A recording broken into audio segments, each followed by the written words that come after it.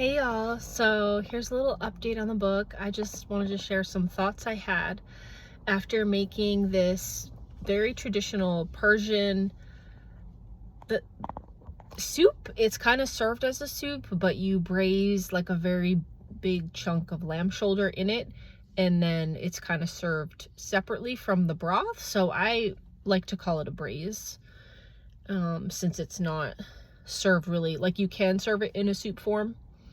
But anyway, traditionally it's served separately, like broth with its own thing, and then the meat and the vegetables are served like removed from the broth and served separately. Anyway, that's beside the point. I made this dish and I was eating it after I made it, and it was just so good. And I know I always say this, but I just want to reiterate that, like, it's fascinating how these dishes that have stood the test of time, they have been around for hundreds of years, maybe some of them thousands of years, I really don't know, but at least hundreds of years. They endure for a reason.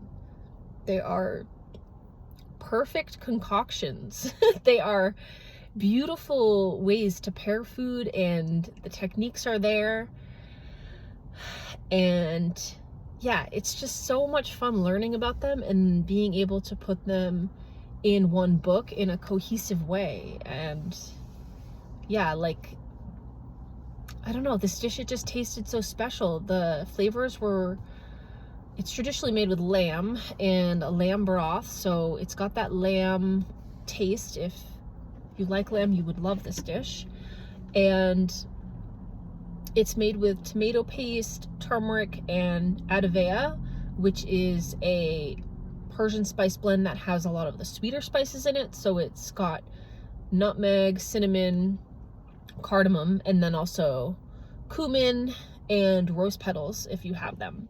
It's just so lovely. It's so complimentary to that lamb flavor, and with the turmeric and the tomato paste, and then it has like big chunks of potato that you put in toward the end, and they get soft and perfect right before you serve it. And it has black limes or dried limes, which are really good because they're dried, so they're like hard when you put them in the broth at first, and then they soften up and you kind of squeeze out their juices, and that becomes, you know, part of the broth. So it's this subtle tang, but it's a very complex flavor within itself. And yeah, the reason I love this soup too is that it sounds really like hearty and almost rich, but it's really light. The richness certainly is there from the lamb and kind of the umami of the tomato and the sweet spices, but I don't know, it's got this like lightness to it. The broth is thin. Maybe it's the limes adding a little bit. I don't know, it's just perfection. Like all these traditional dishes. I'm sorry, I'm just really in awe. And I just feel like this is such a cool approach to learning these techniques. So it's like the techniques of the book being combined with these flavor pairings, and the way that the foods are combined in certain cultures, like how the book shows through the traditional recipes, are just so beautiful because they are flavors that have endured, that pair well together, that are just, they're not going anywhere. And it's such a great learning tool. Like once you learn these food pairings and the techniques, that's what really gives you the keys to be creative in the kitchen and to be able to improvise a little bit more when you want to be resourceful, and or if you just don't always like going out to the supermarket and being able to use things in a delicious way. Or I know like some people are adverse to buying like odd ingredients. Like maybe someone would look at this recipe and say, you know what, there's one recipe in the book with Persian dried limes, I'm not gonna buy them because I'm not gonna use them again. And here's the thing, if you know the flavors that are paired with them, take this recipe for instance, you could improvise with them.